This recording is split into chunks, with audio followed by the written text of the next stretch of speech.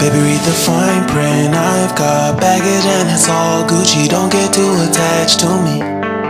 Everybody act like the answer. One love like in the movies. Wasting precious time assuming.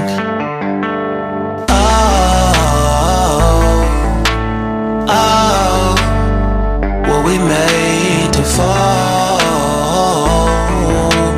No,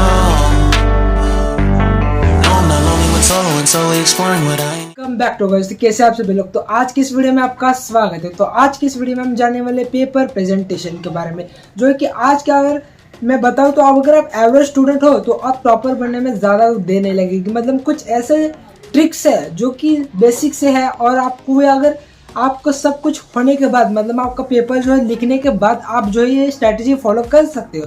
ठीक है, तो इस video में यही आप बात पता चलने वाली है आपको। और मैं आपको बता दूं, आप क्या अगर कुछ 5 से 6 जो है आपको मार्क्स जो है इंक्रीज है कि देखने को मिल जाएंगे। ठीक है, तो इस वीडियो में यही जानेंगे, जितना हो सके उतना वीडियो के एंड तक देखने। बात जो है वो है राइटिंग। अगर आप बहुत सारे स्टूडेंट्स बोलते हैं कि यार राइटिंग हमारे एग्जाम पेपर में हम जब लिखते हैं तो कुछ मैटर करती है। हाँ मेरे दोस्त, मैटर करती है। मतलब आपने ऐसे लोगों को सुना, अगर आपकी लिखने वाली भाषा जो होती है वो अगर आपको समझ में आए, मतलब जो एग्जामिनर चेक करने वाला होता है उसे अगर वो भाषा समझ में आए तो आपको मार्क देता है। लेकिन ऐसा नहीं होता, वो स्टार्टिंग से देखता है। ऐसा कब, ये जो स्ट्रैटेजी आप मैंने अभी बताई ना, वो कब फॉलो होती है? जब 6 मार्क का जो आखिरी क्वेश्चन होता है, तो आखिरी एक 6th क्वेश्चन होता है ना, उस पर वो चल सकता है। क्योंकि आप पूरा पेपर अगर आप उस मतलब अच्छे नहीं है, आपके वर्ड अच्छे नहीं है तो आप ये नहीं कर सकते। मतलब अगर 6th जो क्वेश्चन है, अगर आपके पास टाइम नहीं है तो आप इस टाइप से लिख सकते हो। आपका अक्षर थोड़ा गंदा हो तो चलेगा, आपका शब्द थोड़ा गंदा हो चलेगा, लेकिन पूरे पेपर में करेगा तो एग्जामिनर आपको 5 और 6 नंबर का जो क्वेश्चन होता है ना, वो आप जब सॉल्व करते हो ना, सॉल्व करने के बाद आपको मैं बता दूं, आप जब स्टार्टिंग करते हो तो आपको जितना मालूम है, परफेक्ट पता है, 100% पता है कि यही है, तो आप वो स्टार्टिंग से लिख दो। भले वो एंड का हो लेकिन स्टार्टिंग से अच्छे लिखो। 6 मार्क का जो बड़े बड़े क्वेश्चन होते हैं उसमें आपको स्टार्टिंग में क्या अच्छी तरीके से लिख जाना है और बाद में अपने एग्जामिनर को रंग दिखा देना। ठीक है, तो आपको क्या करना है, सबसे पहले 5 और 6 नंबर का जो क्वेश्चन होते हैं उसमें जो है आपको अच्छी तरीके से स्टार्ट करना है। और आप जैसे आप अपना वो है, अगर आप अपने पेपर में पैराग्राफ में आप अगर शॉर्ट वर्ड यूज़ करते हो तो बंद करना पड़ेगा। क्योंकि जब आप शॉर्ट वर्ड जो है यूज़ करने लगते हो तो आपको एग्जामिनर की बहुत बैड इंप्रेशन पड़ता है। ठीक है, तो कैसे होता है, अगर आप बिटवीन का होता है ना, BE तो इस टाइप से बिटवीन होता है, तो आप बिटवीन के ऊपर आगे उसे यन लिख देते हो, मतलब ये शॉर्ट फॉर्म हो चुका है। ठीक है, आप पूरा वर्ड नहीं लिखते तो वो जो है अपने एग्जामिनर के बहुत ज़्यादा इंप्रेशन पड़ता है। तो जल्दी कोशिश करो, अगर आपको कोशिश करना है कि जितना हो सके उतना पूरा वर्ड लिख के आना है। लिखना तो नहीं है लेकिन आपको पूरी तरीके से जो वर्ड लिखना है, शॉर्ट फॉर्म में नहीं लिखना है। ये तो बहुत बड़ा इंप्रेशन पड़ता है, वरना आप लोग एग्जामिनर को लगे। दूसरी बात है वो है, अगर आप जब मैथ्स का क्वेश्चन होता है ना, आप जब पूरे मैथ्स के क्वेश्चन लेके आते हो और जब एंडिंग में जो होता है वो आंसर होता है, तो सबसे पहली बात है उसी यूनिट, अगर आप साइंस में अगर अपने कुछ क्वेश्चन छोड़ा है तो उसमें जो है आपको यूनिट आपको सही से लिख रहा है। और उस जब आंसर आए, वो मैथ्स का जो आंसर है उसे बॉक्स करके लिख दो। मतलब डायरेक्ट जब एग्जामिनर आएगा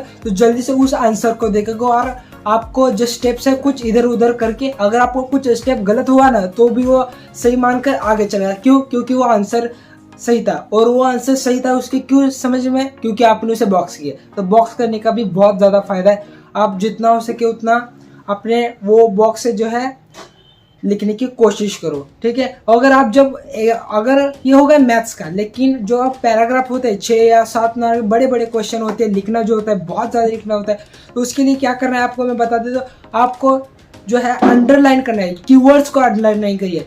मतलब अगर आपको एक ये चीज़ जो है, मतलब क्वेश्चन कुछ आया है तो उस क्वेश्चन से रिलेटेड कुछ कीवर्ड्स होते हैं जो कि मेन होते हैं, तो वो आपको जो है उसे अंडरलाइन कर देना है। क्योंकि जो अगर एग्जामिनर आएगा, जब पेपर में आएगा, तो उसे क्या लगेगा, इसने जो कीवर्ड्स मैंने उसे जो चाहिए था वो कीवर्ड्स उसे मिल जाएंगे। क्योंकि वो पूरा रीड नहीं करते, क्योंकि इतना बड़ा घट्टा होता है, उनमें से उनमें एक एक करके वो निकाल के चेक करते बैठते हैं, इसलिए उनकी स्कैनिंग जो है प्रैक्टिस ज़्यादा होती है। तो आपको स्कैन करने में उनकी थोड़ी हेल्प कर देनी है, ठीक है, वरना तो आपको पता है एग्जामिनर क्या कर सकता है, ठीक है। तो कीवर्ड्स को ज़्यादा अंडरलाइन करते रहना है, ज़्यादा कुछ नहीं करना, आपको पेंसिल लेना है, उस पर जो कीवर्ड्स लग रहे हैं एक पैराग्राफ में, अगर मैं बोलूँ अगर 17-18 आपके अगर वो ये लाइन्स है तो उसमें आपको मैं बताऊँ एक 7-8 तो जो है अंडरलाइन होनी चाहिए, जो कि कीवर्ड्स होते हैं। आपके ऊपर ये डिपेंड है कि वो कीवर्ड जो 5 और 6 नंबर के क्वेश्चन होते हैं ना, वो बहुत बड़े बड़े लिखने होते हैं, और जो उसी में हम कुछ गलती कर बैठते।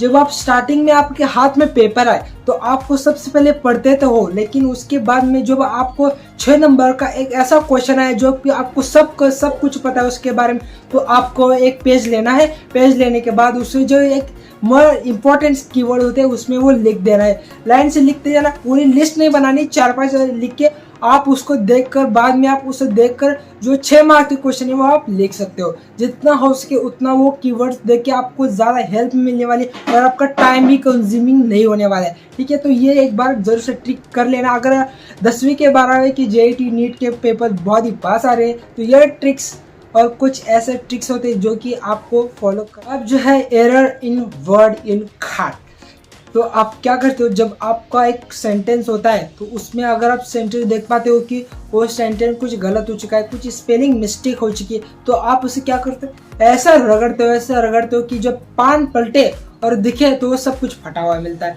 ठीक है। तो इतना आपको नहीं रगड़ना है। जब आपके एग्जाम बोर्ड एग्जाम होते हैं, ये सब कुछ बोर्ड एग्जाम पर चल रहा है, ठीक है ना, पहले बता देना चाहिए था, अभी याद है इसलिए बोल रहा हूँ, ठीक है। आपको जब लाइन होते हैं तो वो लाइन में अगर आप कुछ सेंटेंस गलत हुआ तो आपको एक पेंसिल लेना, उसमें एक सिंगल खाट लगा देनी।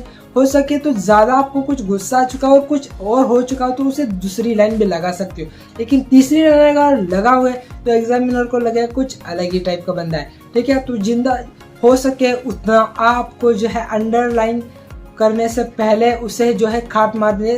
2 लाइन चलेगी, तीसरी लाइन चलेगी तो आप एग्जामिनर का रंग देख लेना।